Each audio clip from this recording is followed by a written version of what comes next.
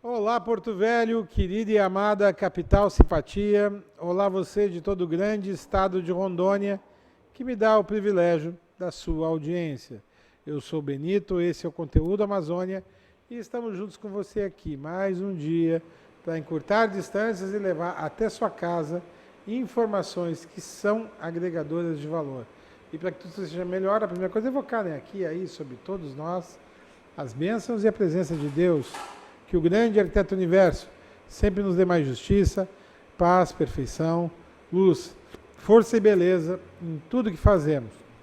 Afinal, com quem Deus anda, nunca anda só e sempre anda bem. Quem tem refluxo é isso, ainda dá uma soluçada aí no ar. Então, todos bem, aqui ó, tá aqui o Deus Net, vamos falar de psicologia, começo do ano, final do ano passado ele esteve aí, agora ele está aqui de novo, porque é assim que funciona mesmo e acabou. Tem o que falar, vai falar, vamos falar do Janeiro Branco. Já veio até de branco pensando Já vim de branco, máscara branca, camiseta branca para entrar com tudo em 2021. Eu tô mais para urso polar, assim, que é uma coisa branca, né? O meu cabelo, ó. Mas se você fosse invernar também, a neve é branca. Então tem tudo a ver. Tá certo. E temos o professor. Tá mais para mentir. Náufrago. Não, cara, que é isso, é da Irmandade Branca. Não, com certeza, com certeza. Irmandade Nesse Branca. sentido da intenção. Não, mas olha só a Irmandade Branca, olha, eu falei uma coisa boa, mas sabe que dá duplo sentido, né? Porque a Ku Klux Klan também se diz Irmandade Branca. Vamos trocar de assunto. O cara fala umas coisas. Vamos mudar de prosa porque já mexeu com coisa, né, professor? O política. Quem puxou esse papo de Irmandade Branca foi você. Não, assim, umas coisas. Eu sou a favor do politicamente correto por isso. Pra gente pensar, então, fraternidade branca. Pronto. Tamo junto. Tá. Benito, dá licença então de agradecer a possibilidade de mais uma vez estar aqui, né, em nome do projeto Cidadania Ativa da Universidade Federal de Rondônia. Obrigado por abrir esse espaço sempre, Benito, já há 4 anos de parceria aqui nesse programa. E pode ser 20. Muito obrigado, estamos juntos. Quero saudar a Camila, né, que tem contribuído para trazer bons convidados no programa, organizar as coisas, né, dar uma dinamicidade aqui para o Conteúdo Amazônia. Que bom, Camila. Saudar o Eudes, que apesar de flamenguista, é boa pessoa. Ano passado o Flamengo só tomou fumo, cara. Ele e o Inter, vou te falar. Eu nem toco muito nesse assunto. Não, é porque só tem com os vascaíno. flamenguistas mesmo. Só com os flamenguistas, porque a gente tem que ter alguma coisa para falar de futebol. Aí a gente, como o Vasco não está indo bem, a gente fala mal dos flamenguistas. É uma coisa boa. Na verdade ele está indo para a segunda divisão, né? Mas deixa quieto. Vamos para frente. E saudar agora sim, né, o nosso convidado de hoje, o psicólogo Dr. Deusdede Alves, que vem nos falar aí de saúde mental, de questões importantes para a nossa vida social. Então, muito obrigado, sempre com uma colaboração construtiva aqui para o nosso programa. Eu que agradeço pelo convite. Camila. Eu só vou falar o seguinte, vocês gostam de falar do Flamengo, né? Deixa ele voltar. Tu é flamenguista? Eu sou. Ô, Benito, tem que escolher melhor os E esse ano eu tô jogadores, gostando Benito. muito de Eu tá sou sendo casado a com uma mulher que é única mulher na palmeirense, mesa. cara. Fala sério, meu. E é japa boliviana, e nem gosto de ouvir isso. Índia boliviana, né? É isso. Índia boliviana. Então, assim, ó, hoje eu estou como minoria, então eu vou ficar mais quieta aqui, com saudade da minha amiga Thaís, que está sempre aqui botando Mas pau pra quebrar com os homens da mesa. amanhã ela aparece no programa, fica tranquilo. Seja bem-vindo, Deusdede.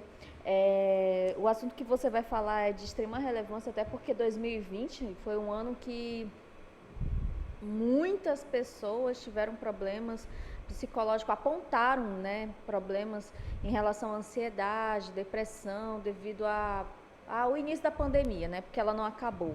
E é importante falarmos sobre Janeiro Branco, até porque é o fim das festas de fim de ano, início do ano, parece que tem aquela questão de reflexão da vida, da reflexão do que vai vir, e algumas pessoas entram numa atmosfera de ansiedade, de depressão, de reflexão, e a gente precisa sempre abraçar causas como essa para a gente poder ajudar o próximo. É uma forma de ajudar, é até como conhecer os sintomas. Não permite que a pessoa que está ali do seu lado, que às vezes parece que está só triste, mas ela pode estar com depressão, entre num buraco negro da sua própria consciência, que às vezes ela nos engana, né, e nos trapaceia. Temos muitas pessoas que perderam entes queridos por depressão, por ter cometido suicídio. Então, isso é um assunto que nós devemos estar sempre tratando, falando, né, e tendo o máximo de atenção possível com as pessoas, né, com o próximo. A gente nunca sabe quem é que está do nosso lado que pode estar com depressão ou ansiedade, não é verdade? Verdade. Mais uma vez, Benito, obrigado, professor, Camila, obrigado pelo convite. A sua fala, ela nos faz refletir, porque nós não falamos diretamente só para aquele que está com depressão ou aquele que está com um alto grau de ansiedade. Nós falamos também, principalmente, para aqueles que estão próximos a essas pessoas, para que eles possam conhecer, porque ainda nós temos um estigma e um preconceito de achar que depressão é frescura, que só tem depressão quem é fraco, e isso não é verdade. Então, é bom a gente estar falando para as pessoas terem conhecimento e saber como cuidar daquelas pessoas que o cercam, independente se é familiar ou amigo, que você possa dar a mão. E 2020 realmente foi um ano de muitas perdas, né? Em todos os sentidos, econômicas, percas de vida, muitas famílias perderam os seus familiares, perdemos muitos amigos, fomos atingidos diretamente, né? Pessoas muito próximas a gente tiveram contato com o Covid, mas não só o Covid, teve outras perdas importantes também. E aí fica mais difícil de você elaborar. Como é que você vai fazer um luto no meio de uma pandemia? Se cada vez que eu estou me recuperando, que eu estou fazendo o meu luto, eu já tenho uma outra perda em seguida, né? Teve o processo eleitoral, querendo ou não, é um processo bastante estressante, porque mexe com nossas vidas. Nós estamos falando de um processo de alguém que vai cuidar da nossa cidade. Nós vamos estar falando daquele que vai ou cuidar da minha rua, ou fazer com que minha casa não alague. Nós estamos falando de eleger vereadores que vão fazer as leis, né? É bom que se diga, e a gente desmistificar que vereador fazendo campanha dizendo que vai fazer obras, que vai fazer aquilo, já começa mentindo por aí. Mas eu acredito que esses que foram eleitos, eles têm que ter ciência que eles estão lá para fiscalizar, propor novas alternativas ao executivo, né? Então nós tivemos todo esse monte de coisas acontecendo em nossas vidas. Por mais que eu seja resiliente, né, que é um termo que nós usamos na psicologia, por mais que sejamos fortes, mas nós fomos atingidos, de alguma forma nós fomos atingidos. E o grande número de pessoas nos CAPs, no CREPAD, que é o Centro de Referência de Álcool e Droga, nas ruas, eu acho que nós não tivemos um número tão grande de pessoas nas ruas, pessoas desnorteadas que não têm destino, né? E me parece que o poder público faz um olhar ou não quer ver essa situação. Então nós temos que esperar dessa nova gestão, uma nova que é velha, né? Que propõe essas políticas públicas de tirar essas pessoas da rua, porque quando eu estou falando dessas pessoas que estão na rua, eu estou falando da dor daqueles familiares que estão em suas casas e não têm força para tirar essas pessoas das ruas. Então tudo isso é saúde mental, é mexendo com o emocional, e às vezes a gente não tem a sensibilidade para ter esse olhar para essas pessoas. Às vezes é mais fácil nós termos apontar o dedo do que buscar uma solução. E eu vejo que a política de assistência social nos municípios deixa muito a desejar. Eu construo um lar para acolher essas pessoas e já vou logo limitando. Eu tenho esse lar, mas a capacidade é só até 50 pessoas. Se tiver 51, já tem que ficar lá de fora. É um absurdo. Nós temos tantas iniciativas nesse país. Será que nenhum esses que estão no poder, consegue fazer uma visita técnica em Goiânia, em São Paulo, em Belo Horizonte, ver o que estão fazendo? Eu sei que não é tão caro, né, doutor? Não é tão caro, é mais barato do que ficar fazendo projetos que não vai sair do papel, né, professor? Não, se vai olhar assim, o custo-benefício desse tipo de projeto, não é caro. Dar uma cama, um lugar, um telhado. Não é. É mais barato do que você ficar fazendo o que você faz hoje. A gente sabe que em Goiânia tem um projeto muito bonito, que eles cuidam das pessoas nas ruas, né? As pessoas vão lá, tratam as suas feridas, toma medicação, corta cabelo, cuida dos dentes. Aí você fala assim, mas ele vai voltar para a rua? Vai, mas ele não vai voltar daquele jeito que ele estava antes. Promove dignidade, né? Sim, se eu atendo 100 pessoas e pelo menos 10 resolvem buscar ajuda, buscar o tratamento, eu já estou ganhando. O que eu tenho que pensar, professor Camila e Benito, é que eu estou tratando de vidas, parece que as pessoas não imaginam. Quando eu vejo uma pessoa na rua, jogada, drogada, aquela vida ali já perdeu sentido. Todos nós passamos todos os dias e passamos a não perceber mais aquilo. É como se fosse o lixo que eu deposito na frente da minha casa, aquele que está lá na frente também, eu não começo a não olhar mais dessa forma. Então o Janeiro Branco, ele vem para nos chamar a atenção, provocar essas discussões. Todos os espaços clínicos estão fazendo palestras, é um papel da universidade, é um papel do governo, do executivo municipal, estadual, promover esse debate. Embora que o Janeiro Branco ele não veio do poder público, ele veio a partir das entidades de classe que trouxeram para a discussão, né? E a gente, ainda assim a gente vê que o poder público não se apropria disso para fazer disso uma política pública, debater nas escolas, desmistificar esses mitos de que o cara que é alcoólatra não tem mais jeito, ou drogado não tem... Gente, nós estamos falando de pessoas, nós estamos falando de transformação de vida. E se a gente não tiver esse olhar, e se a gente não fizer dessa forma, nós vamos estar ignorando essas pessoas. E aí a gente só vai sentir quando nós somos impactados. Quando aquela família tem um indivíduo que tem um problema com álcool, com droga, que tem uma depressão, que tenta suicídio, né? Aí ele vai perceber que realmente existe. Parece que nós esperamos ser impactados para a gente sensibilizar e fazer alguma coisa. Foi igual aconteceu com a pandemia, né? Na pandemia, no começo, aquela coisa toda, no final, as pessoas indo para o banho, discoteca e show. Parece que tudo estava normal, a vida perdeu o sentido. Aquela comoção das perdas de vidas, elas perderam o sentido, né? É verdade, houve uma dessensibilização, Sim. né? Com relação à morte, né? Verdade. Já que estamos aí, tá várias pessoas morrendo, então... Está batendo os 200 mil, mas que é pouco isso, né, cara? Já que vamos morrer, então Não vamos... de nada. Né? Sabe? Comamos e bebamos, Verdade, porque professor. amanhã morreremos. Verdade, e tem mais. Ainda nós temos o discurso paralelo dizendo assim, olha, mas tantos morreram disso, tantos morreram disso, tantos morreram... Tudo bem. Só que a gente sabe que o foco na pandemia também tinha um conteúdo econômico.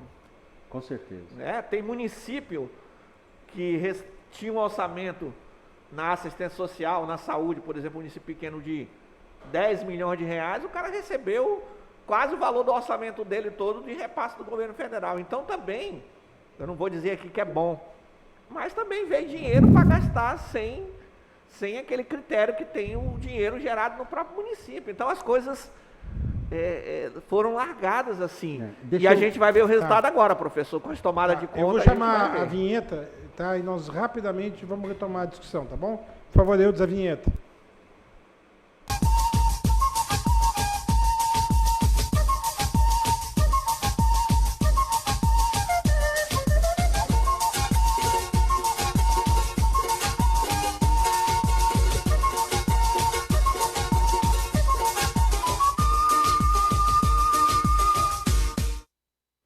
Eu não vou interromper o debate de vocês, só quero te dizer uma coisa.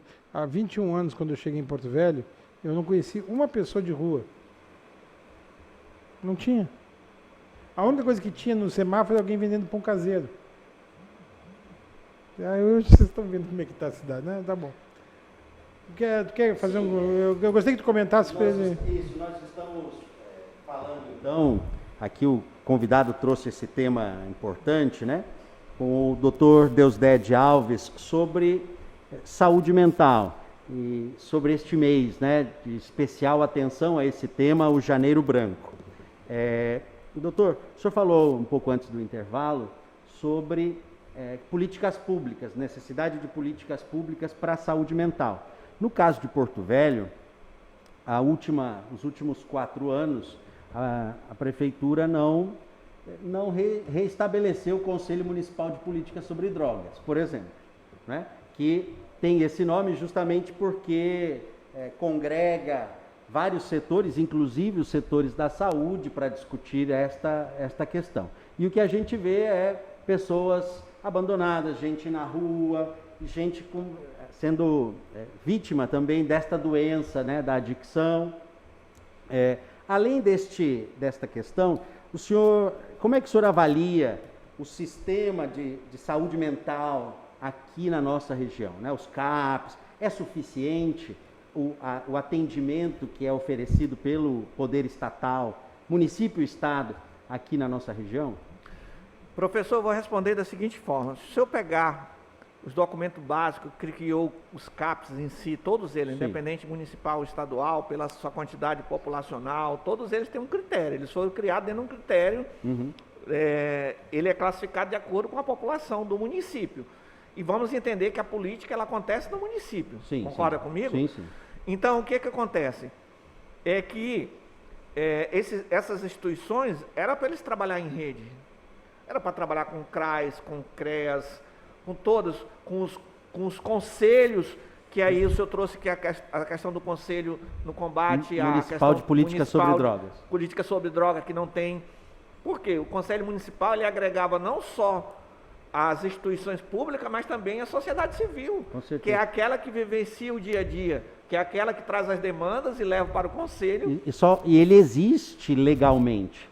É Só não- o executivo que não renovou os cargos e então Cessou, se acomodou, ficou mas acomodado. existe no papel e não está nomeado mais nenhum conselheiro. Então, e aí, olha a contribuição que o Conselho Municipal poderia dar. Isso que nós estamos falando aqui é a voz do Conselho.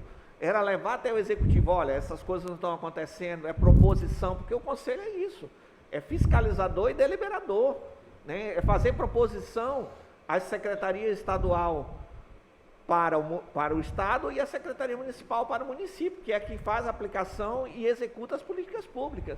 Mas eu não tenho esse interlocutor, então fica diretamente a Secretaria Municipal de Saúde lá no cantinho dela e as pessoas que precisam nas ruas. E quem vai fazer esse link? Teria que ter a sociedade. E eu diria que ainda, com todas essas dificuldades, mas tem muitas pessoas ainda fazendo algum trabalho. Distribuindo uma sopa, levando uma palavra de conforto, né? E conforme o senhor perguntou dos CAPs, né? Infelizmente, eles não trabalham em rede. Se o senhor olhar qual é o papel do CAPS, tem que ter grupo família, grupo do dependente, reunião com a sociedade, discutir. Infelizmente, eu não sei porquê, cada um fica no seu cantinho, cada um faz aquilo que eles acham que deve fazer, e essa coisa da rede não acontece. E aí é o grande pecado da política pública, eles não conversam entre si. Né? O CAPS do Estado não sabe o que o município está fazendo, o município não sabe o que o Estado está fazendo. E aí, sabe o que acontece? Se cria uma espécie de uma competição. Infelizmente é assim, nós não vamos negar. Tem pessoas bem intencionadas? Tem, mas bem intencionadas para cuidar daquilo que ele acha que é dele, que é do Estado ou aquele que acha que é do município, mas não abre para essa rede. Então esse familiar que já está doente também, esse usuário que já cansou de apanhar, que já cansou de ser chamado de vagabundo, de noiado, de bêbado, ele vai lá no CAPS e não é acolhido, você acha que ele vai voltar? Ele já se sente envergonhado em procurar um CAPS, porque para ele é uma vergonha, ele carrega uma culpa, ele traz uma série de situações que traz um complicador para ele. Ele já sofre a pressão da família, ele chega lá, não é acolhido, esse usuário não vai mais voltar, professor Camila e Benita, ele não vai voltar, ele vai se sentir humilhado, ele vai se sentir desprestigiado, e aí a rua é o caminho dele. Então eu acho que os CAPs, eles estão muito bem na sua parte burocrática estruturado. Agora, quando você vai para a atuação na prática, aí essa rede não acontece. Vamos trazer um técnico para falar aqui, ele vai falar muito bem, muito bonito do CAPS, mas na prática, e principalmente em 2020, nessa pandemia, né? Nós chegamos ao cúmulo de tirar profissionais do CAPS para levar para a rede de atendimento ao Covid. Quando você faz isso, você está desprestigiando aqui. Sim. Ele tinha que buscar outra solução. Aí eu tiro um psiquiatra que é importante para a rede CAPS e levo lá para o Covid. Qual é a contribuição do psiquiatra? Tudo bem, ele é um médico. Antes de ser psiquiatra, ele é um médico. Mas eu acho que a contribuição maior seria aqui. Porque eu poderia contratar um clínico geral, qualquer um, para levar lá para fazer essa base do Covid nos hospitais de campanha, como queira, que criaram aí. Então, essa rede não acontece, professor. Enquanto isso não acontecer, enquanto não casar, nós vamos continuar patinando e as pessoas que precisam sofrendo. Deusege, a gente entendeu que o CAPS não chega até a população de rua, né? Mas como é que seria essa abordagem? Como é que seria esse trabalho? Como é que seria a ação dessa... Nós chamamos de busca ativa, Camila. Isso. Seria ter uma equipe para fazer essa busca ativa na rua, para fazer essa fala na rua, para ir até... Eu vou te relacionar aqui muito rapidamente, sem errar, vários... O poder público, ele pode unir lógico, deve, sociedade civil, entidades filantrópicas para poder fazer ações na rua? Tranquilamente. E hoje a sociedade civil faz sua parte. Muitas igrejas levam sopa, levam a palavra de Deus, levam conforto, levam a roupa. Ou seja, a sociedade civil já está fazendo. Essa busca ativa que eu chamo, vou te dar vários exemplos. Nós temos pontos em frente à rodoviária, nós temos ponto na Almirante Barroso, ali atrás do Hospital de Guarda da Asti. Se você descer pelo Almirante Barroso, você vai perceber que tem 10, 12 sempre. Nós temos ponto na Getúlio Vargas, atrás da Caixa Econômica Federal, ali nas Nações Unidas. Nós temos ponto no Mercado Central, nós temos ponto no Mercado do Quilômetro 1. Olha só, rapidamente eu detectei esses pontos. O que é a busca ativa? É uma equipe ir até essas pessoas, acolher elas, fazer uma fala, possibilitar eles procurar o serviço público, fazer pequenas falas ali, para que pudesse trazer esse dependente para dentro dessas instituições que acolhem. Porque às vezes eles não dão conta de ir sozinho. Uma última pergunta da minha parte. Não, sei como é que estamos de tempo. Não, você vai fazer a pergunta e eu vou chamar o intervalo. Obrigado, meu irmão. Agora sim, para quem está em casa, ou ela mesma, a pessoa mesma, sentindo aí este momento difícil do Covid, essa nova realidade, está se sentindo um pouco desamparada, ou tem algum familiar nessa condição, o que é que o senhor tem a dizer nesse mês de janeiro para essas pessoas que provavelmente talvez não tenham passado ainda nenhuma vez por um psicólogo ou por alguém que atenda nessa área da saúde mental? Tá, depois do intervalo tu vai dizer tudo isso que ele pediu, tá bom? Então é jogo rápido, é no ar. Outro cá.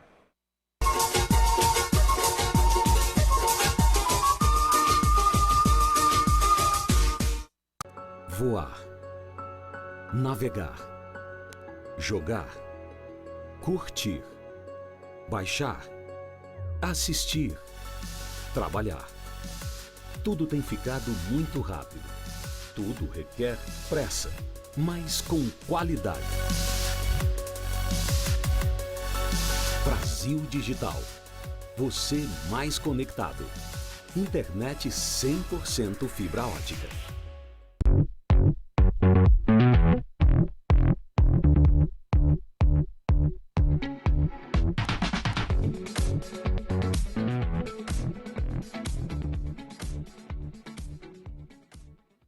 Portal O Rondoniense. Notícias de seu município, estado, do Brasil e do mundo. Sobre saúde, economia, política, esportes, cultura, tecnologias e muito mais. Com a credibilidade que você precisa. orondoniense.com.br. Sob medida. E estética Mãos de Fada. Depilação, designer de sobrancelha, extensão de cílios, limpeza de pele, clareamento íntimo, axilas e tratamento para a estria. Avenida 7 de Setembro, 6158, bairro Igarapé.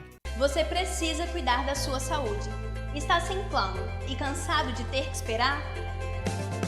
Venha para a Sol Saúde, próximo à Praça da Pirâmide, com as principais especialidades médicas, exames laboratoriais, com toda a atenção e agilidade que você precisa.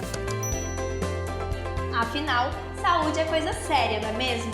Sol Saúde, atendimento popular para toda a família. 3213-0163.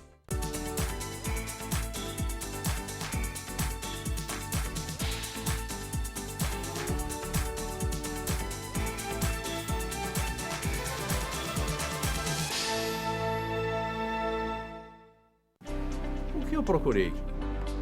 Tecnologia avançada. Método personalizado.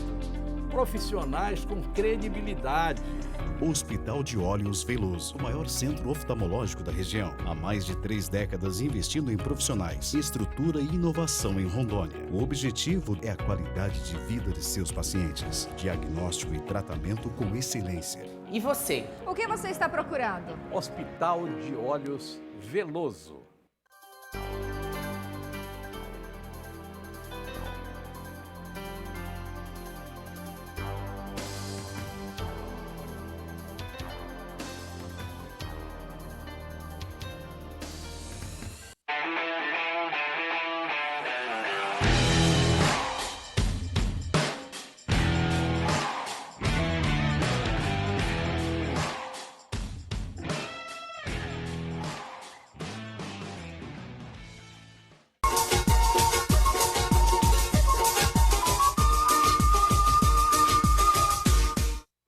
Bom, vamos lá. Antes de tu responder o professor, tu quer acrescentar mais o quê? Junto com a pergunta do professor, eu queria que você acrescentasse os cuidados à infância e à adolescência. Passou por esse período de Covid, esse período de pandemia, ficaram dentro de casa, a ansiedade aumentou, alguns casos de depressão, comportamentos alterados, entendeu? Um olhar também para essa fase, né? Infância e adolescência. Ok. A primeira pergunta do professor ela é muito pertinente, porque eu acabei de falar que toda essa instituição não atua em rede como deveriam atuar, né? Então, mas ainda nós temos o CAPS AD como um grande canal de entrada, com todas as dificuldades, e aqui eu não estou trazendo nenhum desmérito aos servidores, é bom que se diga isso, eu não estou comentando. Sim, eu estou comentando aos servidores porque quando eu preciso, eu uso. Eu até brinco eu também já fui usuário do CAPS. Eu até brinco que nós temos uma rede interna nossa. Acho que também eu já usei o CAPS. Nós temos uma rede interna que é os colegas, que pedem socorro um para o outro. Agora, deveria ter a rede pública, que é aquela que todo mundo deveria ter acesso e todo mundo saber o canal. Mas ainda indico, né, o CAPS AD é um caminho de entrada. Hoje nós temos as unidades básicas de saúde, também pode ser um canal de entrada, porque é ali que a política pública começa.